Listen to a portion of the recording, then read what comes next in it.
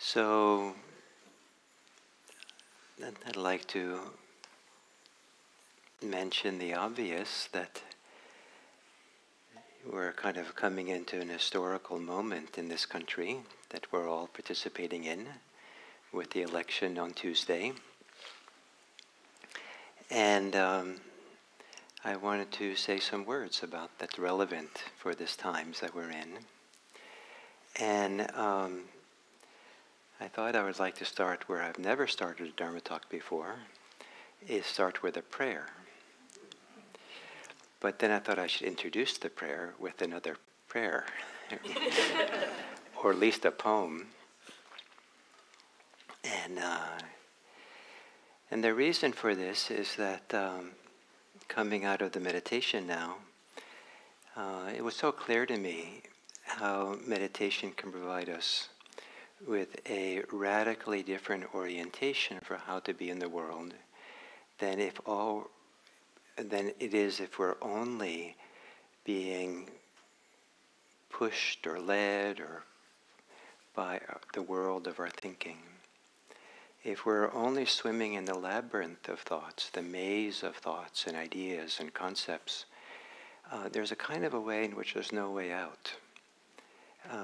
It's a kind of an endless, imagine the on-ramps and off-ramps of a freeway that were just a figure eight. As soon as you get off, you're on again, and it takes you back and around, and there's no exit. And there's rush hour traffic, and you're kind of slowly making your way around and around. There's something about getting caught in the world of thoughts, ideas, concepts, which leaves us in a very difficult world. Very difficult world of the projections we have about the future, the memories of the past, what we think our needs are. A world in which we're focusing on objects of attention, objects of our hostility, objects of our desires, objects of our fears.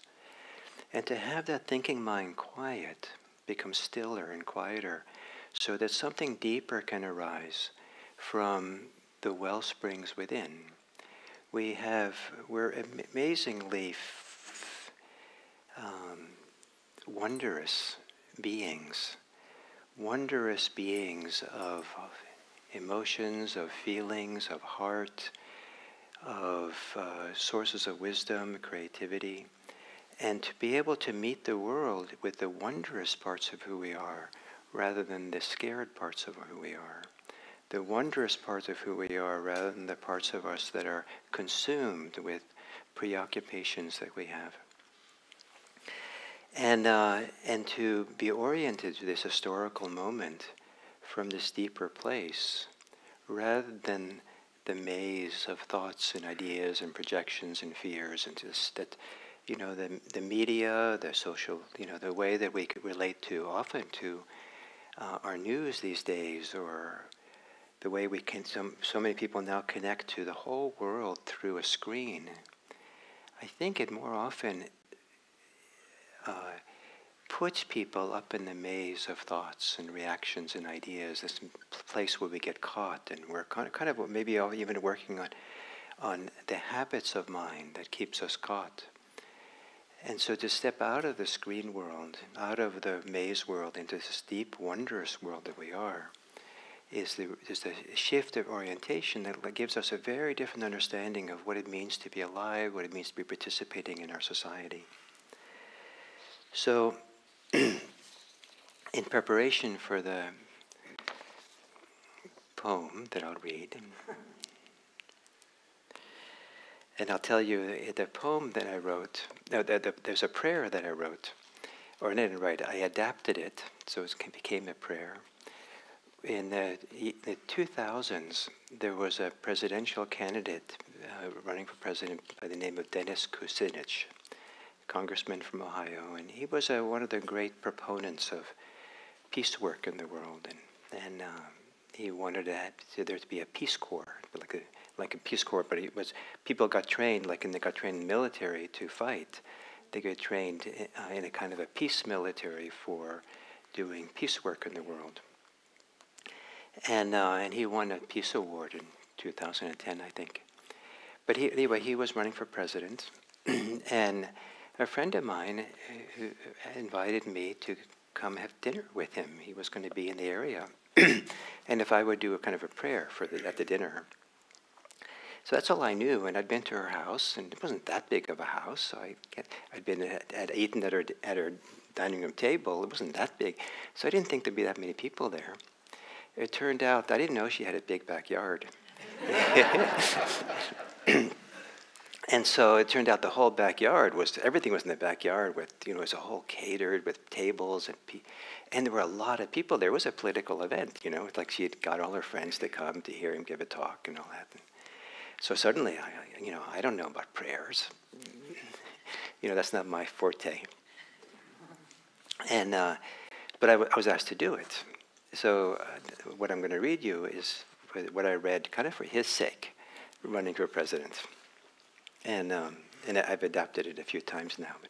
But in preparation for, for that, I want to read a poem by Joy Harjo, the Eagle Poem, it's called. And it says something about prayer. To pray,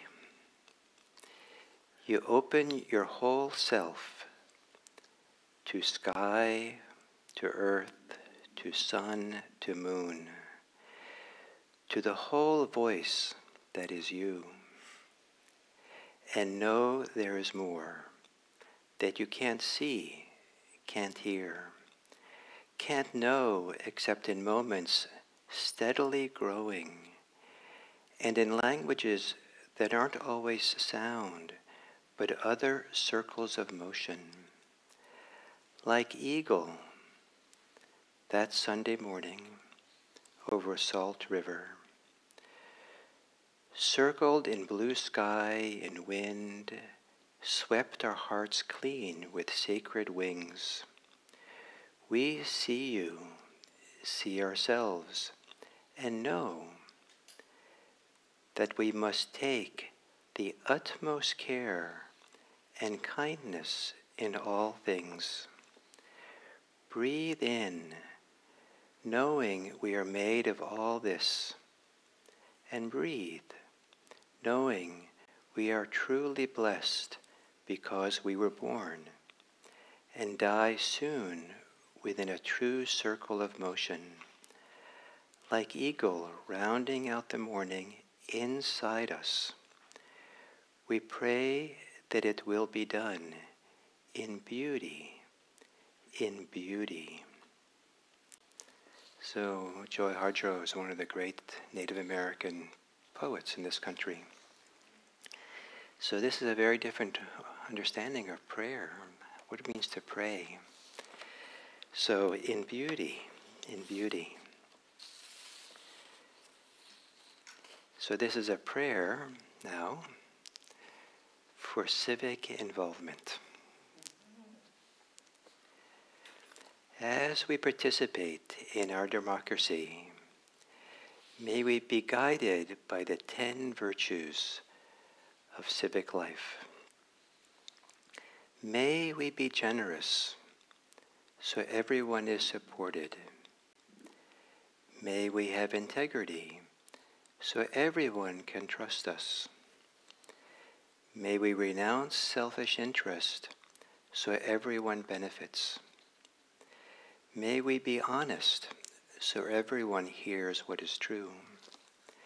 May we be kind so everyone can relax. May we have self-control so everyone may be safe. May we be free of ill will so everyone can speak freely. May we be nonviolent so everyone feels valued. May we be patient so everyone can participate in their own way. May we not obstruct so that we can learn how to work together. So those are the 10 qualities that in the classic Buddhist tradition are called the 12 qualities of a ruler, of a monarch. And but there's a certain kind of way that in the United States that we're all meant to be participants in a democracy that as equals in a way that makes us all, in a certain kind of way, monarchs, makes us all somehow participants in this life here. And so in the civic responsibility, civic engagement. And so what are the principles that guide that kind of involvement that are not simply the pursuit of power, not simply the pursuit of being right and conquering others, winning over others? Is there another way? Is there a way of cooperation? Is there a way of having differences and finding a third way that works for everyone? I've kind of staked my adult life as a Buddhist on the idea that if we spend enough time in conflict and difficulties, that you can find a way that supports everyone. It's not a win-lose situation, but it's a challenge to find that. I've been in situations where I've been in conflict with people around something, and we're having maybe a somewhat intense conversation about it. And the other person at some point says, well, have it your way. And I said, no, we can't do that. This is actually very important. I think if we stay in it, stay in the intensity of it without being hostile, long enough to see if we can find a way that is a third way, something that we haven't thought about yet. Not your way, not my way, but maybe there's a way that fits us both. And because I've seen that happen repeatedly, if you're willing to stay in the difficulty. And sometimes it takes a long time. But this idea of a third way that has everyone's well-being in account. Is it naive? But I've seen it work in small ways. I've seen it kind of, that these things are possible. And so it's not one where power and being right and winning is the first and foremost effort of the thing, but rather to be cooperative, to have conversations, find a way. So some people, when they come to Buddhism, they're hoping that Buddhism has important things to say about everything in life. And the Buddha didn't have much to say about civic life that's relevant for our world today, unless you take some of the core ethical principles and apply them to civic life. But the Buddha was alive at a time that was radically different than our life. I mean, it was in the Bronze Age. Just to hear, Buddha lived in the Bronze Age. And there was no democracies in India at that time. Maybe there was burgeoning democracy in Greece at that time, maybe. But even that was kind of very different than what we have today. And there were kings that ruled back then who were kind of like dictators. To stand up and protest to a king, back in the time of the Buddha, the ancient texts give graphic depictions, which I won't provide you with, of what the king would do to you. With no hesitation. And so there was no democracy, there was no courts per se that we have today. There was no laws in the same way we have today that you can rely on. It was all in the whims of a ruler and what happened to a great extent. And there were no social services for to go to, and no social security, no retirement money. People weren't provided for by the government. There were no non-profits that were there to set up soup kitchens and take care of things in some ways. It was so radically different. And also the ways people communicated and the ways that people affected each other was to a big part what you could see, was the human interactions, human connections to each other. And so when the Buddha talked about how to live together, he talked about the visible world, the behavior, the conduct that we had that everyone could see. They could see if they killed each other. And he said, don't do that. You could see if they were stealing from each other. And he said, this is not a good idea. You can kind of see or know in some ways, unless it was done too secretly, with the sexual misconduct. That's a form of behavior between people. There was lying, not telling the truth. People could hear it. And then there was the problems that came from intoxication, which generally you kind of see it, that people are too intoxicated. So it was all that. That's the world that they were swimming in back then in the Bronze Age. But now we have a society where we affect each other by how we vote. And it can have huge impact. We can affect each other by how we participate in social media and what we add there, what we say. And the effect that we have on people in the world around us now is invisible. We don't even see the effect we have. We affect others by what we consume. And then we affect the world by what happens after we flush it down the toilet or after we put it in the trash. So most people don't think about it. Once it's gone, and we don't think about it. But how we live our life has an effect that is not visible to us. And so it gets more and more complicated how this all works. And so this comes into play with civic responsibility, civic involvement, where the effect spills out in all kinds of different ways. And so to be careful is not just to avoid killing, stealing, sexual misconduct, lying, and intoxication. It involves some deeper principles, some deeper care, all, in Buddhist point of view, all guided by the wish to not cause harm. And how do we not cause harm in unseen ways? How do we not cause harm? And that's the primary motivation around ethics in Buddhism, is to live a life of non-harming.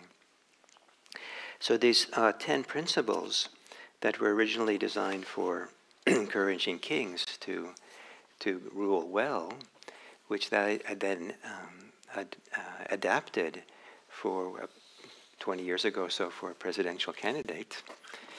And the best thing that happened out of doing that was Dennis Kucinich did ask me for a copy. What that happened to that copy, I have no idea. But to not harm, but instead to be generous. But why be generous? So everyone feels supported. And it's one of the primary kind of messages that Buddha seemed to have wanted to give to monarchs in his time, was to take care of the poor. And the Buddha gave a lot of teachings, or some teachings, that described if you don't support the poor and take them out of poverty, that it's going to be deleterious for the whole society. The whole society will start unraveling, was his teaching. So take care of the poor, but take care of the poor so that everyone is supported. And don't have it a win-lose situation, but prosperity so everyone prospers.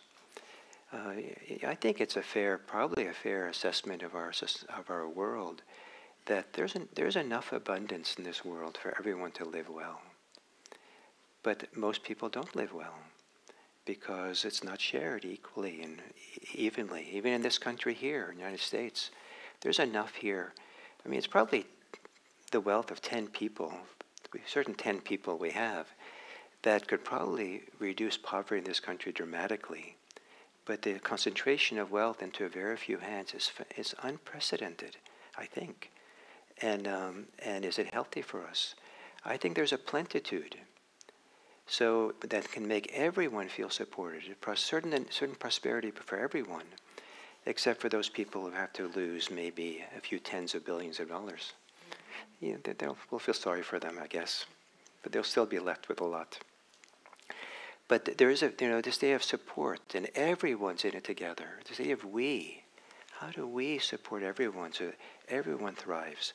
Is what's behind this principle of be generous, so everyone is supported. May we have integrity, so everyone can trust us. Trust is probably the biggest wealth that we have, or one of the biggest wealth. What if we call trust a form of wealth, as opposed to money and bank accounts being wealth? I think that the most wonderful things in our society, with our closest friends, with our closest family, if it's healthy and well, are based on a foundation of trusting each other. And trust goes a long way if we have integrity. And people trust our integrity, and perhaps integrity then becomes contagious. Renouncing selfish interest so everyone benefits. So again, this idea that not hoarding, not just concern for ourselves, but concern for others. And there's a way in which benefiting others will come back and benefit ourselves. Maybe there's no economic models or theories or data to show this directly, but there's a classic thing in some cultures, some here in California, the Native American potlatch cultures, where they've studied, anthropologists have studied, and pointed out that how the economics in these cultures work in a healthy way is that the gift keeps being given, and goods are kept in circulation. So the potlatch culture was one where people would come together periodically and do a huge gift-giving kind of festivals, rituals, where they'd give to each other and lots of giving. But as soon as someone then stopped giving, then it got constipated. So it has to keep going and keep going. And so how do we keep a gift economy? How do we keep generosity? How do we keep benefiting the world as something that keeps flowing? We benefit tremendously. How do we keep the gift of how we benefit from our society going so it doesn't get bottlenecked or stuck in us? But keep benefiting, let it keep flowing. There's something about this cycles of generosity, of giving, that makes for a really healthy society. May we be honest, so everyone hears what is true. Nowadays, truth is considered to be relevant, relative. It's still relevant.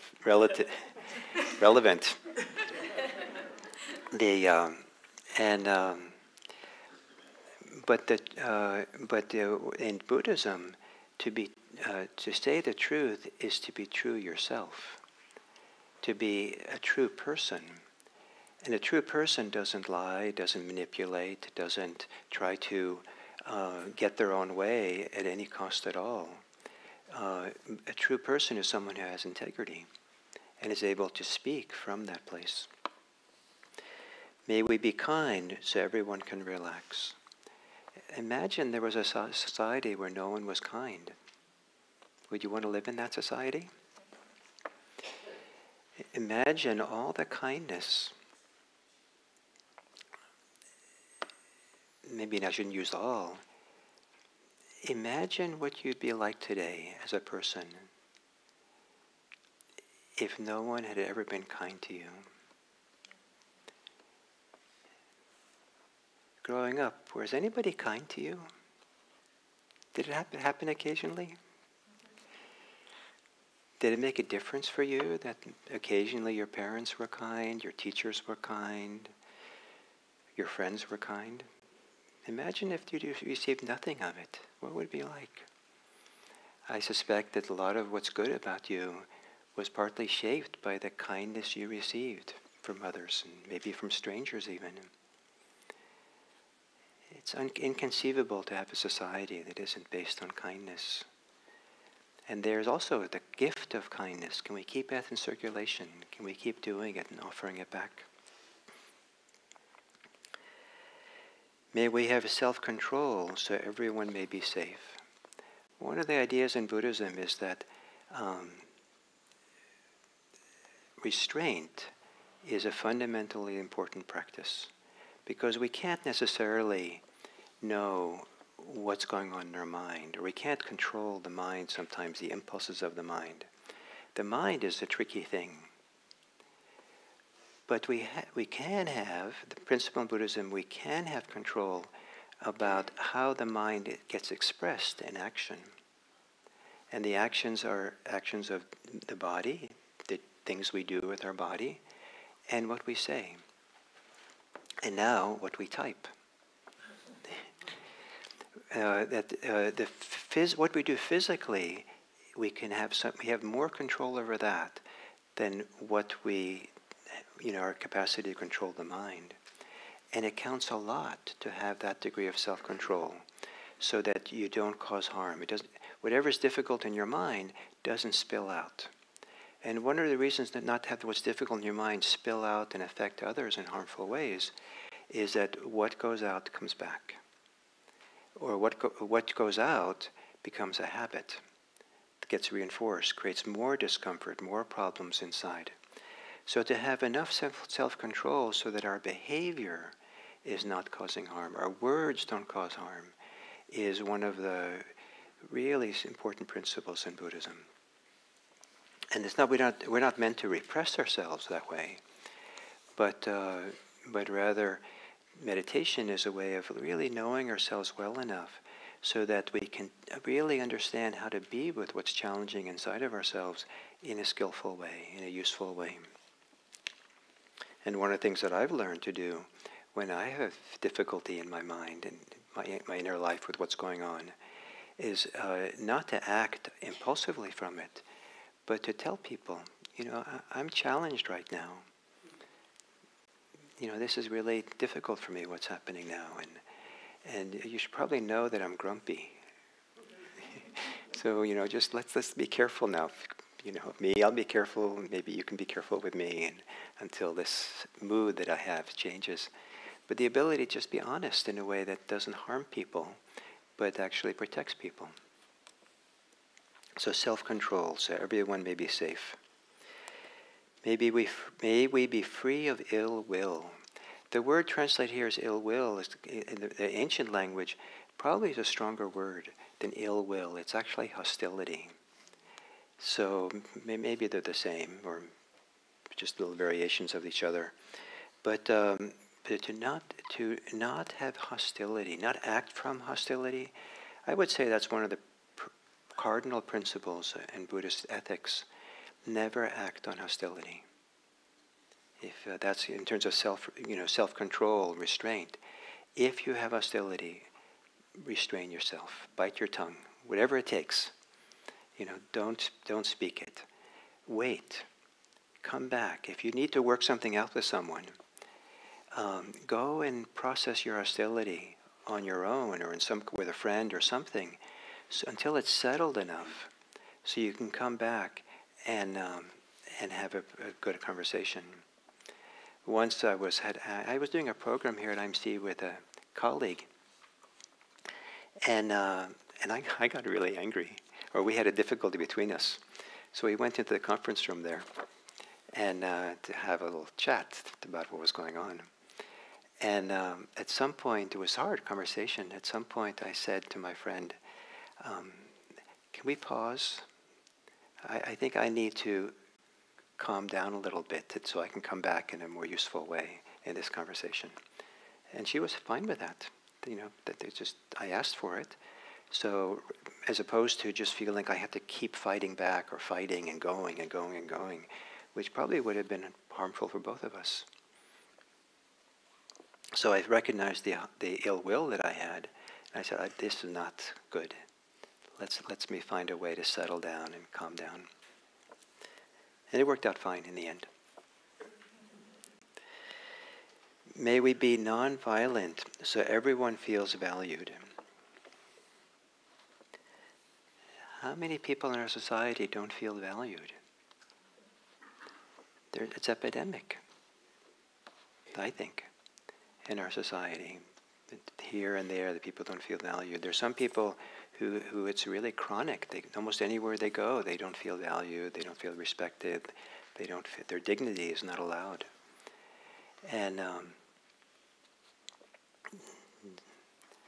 talked to someone recently who was a hospital chaplain who met someone, a homeless person who'd come into the hospital, and it seemed like that person had never been respected, never had a friend in his whole life. And that's what he most wanted, was to have a friend.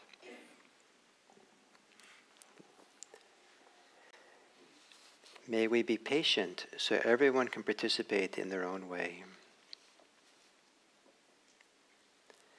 Everyone can participate in their own way. That's dangerous, isn't it? But this is the 9th of the 10 principles. So you're building on all the others. Mutual respect, so everyone can find their own way. And may we not obstruct, may we not hinder, so that we can learn how to work together. If we offer obstruction to people, if we hinder them and stop them and try to silence them, then there's no cooperation, there's no working together. So how do we have conversations so it feels like we're in it together? How do we learn to respect people? How do we learn to find a way? So I would like to propose that in my reading of what's happening in this country right now, there's way too much emphasis on who's going to become the president, as if that is the crucial issue that's going to make or break the country. I'd like to propose something different. I think we're coming to a crisis, maybe for each of you. What are you going to do? How are you going to participate in the civic life? Are you expecting the civic life to be solved by someone else out there who's going to do it all for us, make everything fine, and you can continue on your life merrily as it is? I don't think that's the right way to live in a democracy. I think to live in a democracy is to be participant in some way. And so how you are is very important. And so these 10 principles of civic participation doesn't mean you have to join a political party, doesn't mean you have to go and get involved in so-called politics. But these are the ways that we can make a better society. And to start there. And then, if that's understood, then you can run for president. I'll come and do a prayer for you. So those are my thoughts for today, this week. So no matter what happens on Tuesday, remember these 10 principles. It's in the scenarios, different scenarios that people are predicting. So probably in all the scenarios that people are predicting or imagining might happen, they all need this. They all need individuals and people who rely on this. And maybe this will give you some strength and some inspiration, encouragement to how to go forward. And all of us contribute to a better world, better society. So thank you. Those are my thoughts on this historic times. And we have about 10 minutes before the end. So now we could try to, if you have any questions, comments, reflections on what I just said, testimonials.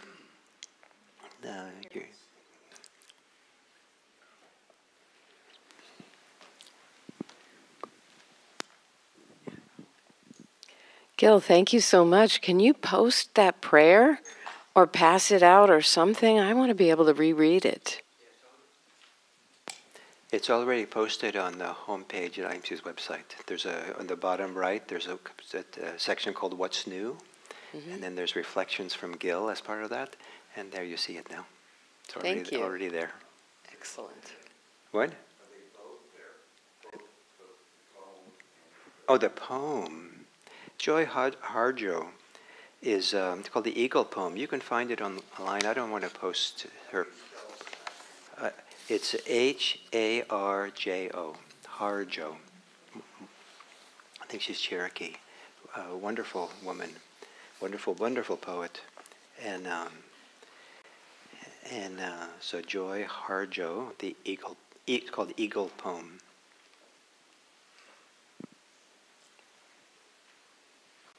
And you can also actually find her reading her poem online.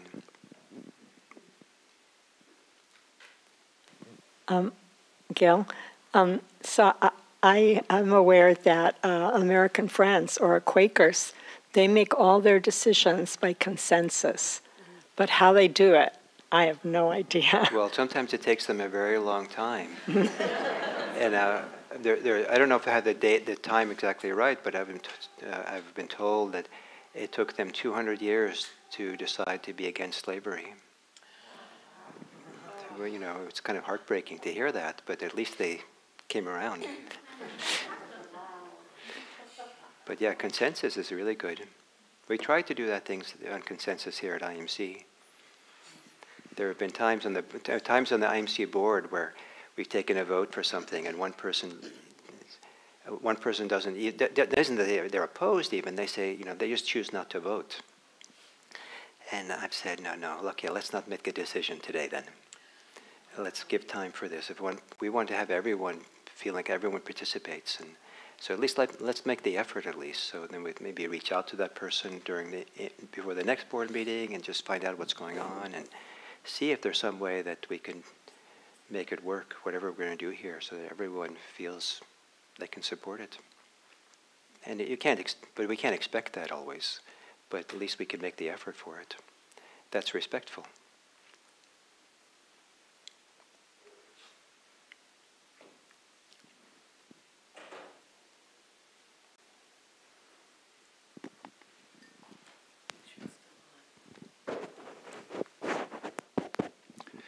Yeah, thank you. That was a nice talk.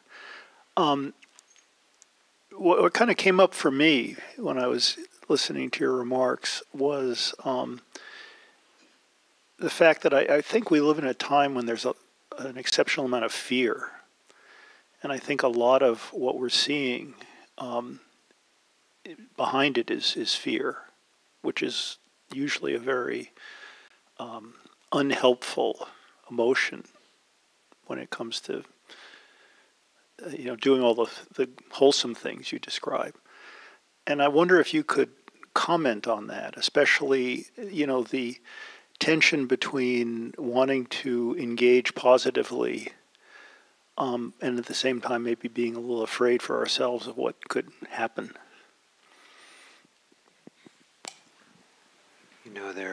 Thank you for the question. There are many, many ways that the fears in our society can be and maybe should be addressed. And a small Buddhist organization like us or a Buddhist practitioner by themselves cannot address all the different ways that can be or should be done. But one of the specialties that Buddhism offers is the ability to come to terms with our own fear, to really be able to look at it deeply, settle it, come to some place where our fear no longer blocks us, no longer gets in our way. There still might be fear, but we now learn how to be free, so we can be wise with whatever fear we carry. Or our fear is settled, and we can live without any anxiety. And there might be some fear, but no anxiety. That's a kind of radical thing. So the idea of really knowing ourselves and learning how to become free of our own fear is a part of the gift of this practice that we do. The other side of that is to become a person who others don't have to fear. To be someone who can walk through the world safe, a friend of everyone, someone no one is afraid. And sometimes people are afraid for us even though we're a safe person. They don't know that. They might see you as belonging to a group of people that historically has been harmful to them, and so it's hard for them to distinguish between who's safe and who's not. But to really work on not taking for granted that people would think that you're automatically a safe person. But how can you be a safe person? How could you show up in a friendly way, or so we give people the gift of fearlessness, and I think it's a great gift to our society, and again, to expect that other people are going to make everyone safe.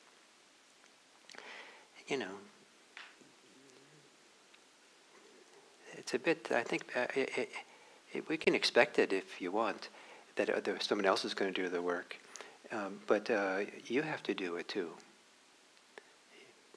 So how do you come to terms with your fear? How do you develop yourself in such a way that you can walk through the world and be safe for people?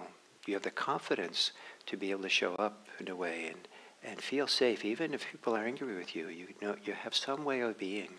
How can you do that? It's not easy, but that's why this practice can help that tremendously. So to go deep into this practice is part of the answer for you. Is that adequate to answer? So we can move.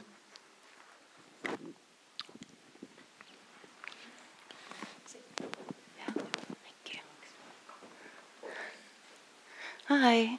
Well, as you just said, what bothers me sometimes is when the people I talk to about this sort of thing, there's an overwhelming sense of I'm one person. So I can't do anything. And can't make an impact. And I just want to say that when I sit on the cushion, I have kind of a ritual where I set my intention, why am I there? And I say to myself, may this meditation make me stronger so I am a force for good in the world and better the life of everyone I come in contact with and everyone they come in contact with. And it just goes on from there. Nice.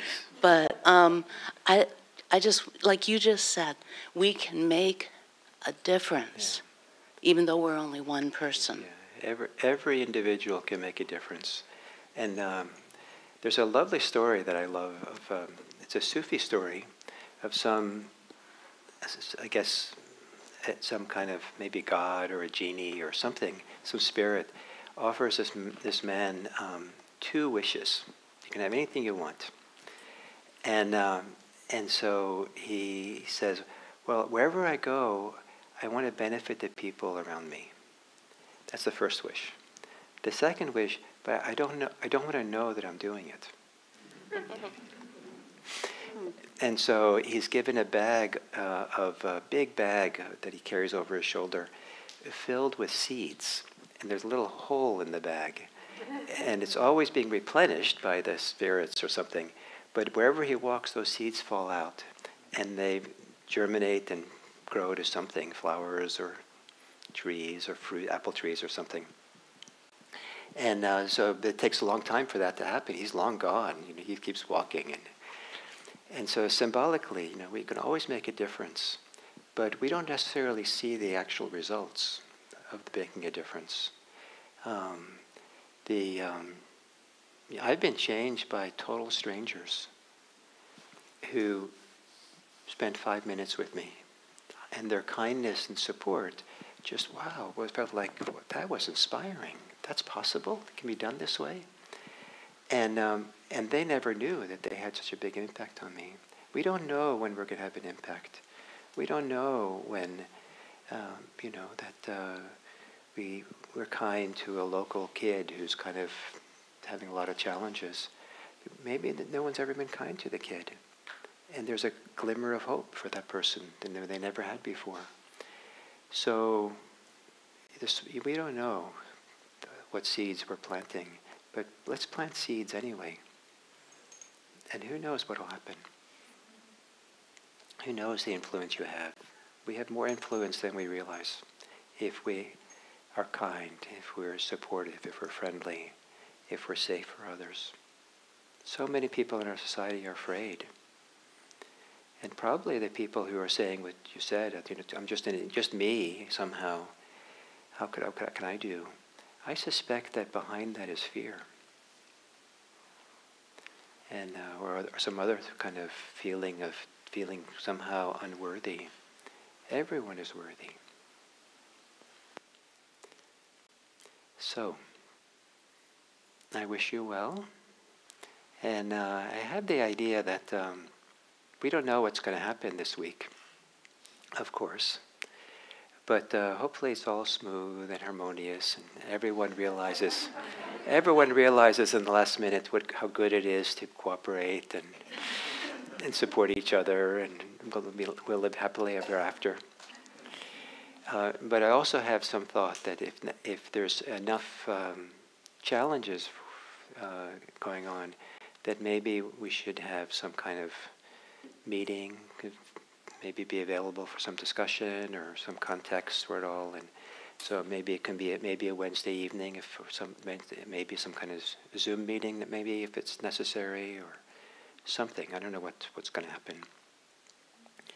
And so I don't know. I guess the only place to really announce that is on what's new on the website. If, in short notice like that.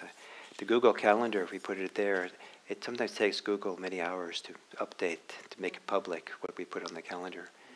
So just look at what's new, and we'll see what makes sense. And I'm teaching a retreat next week.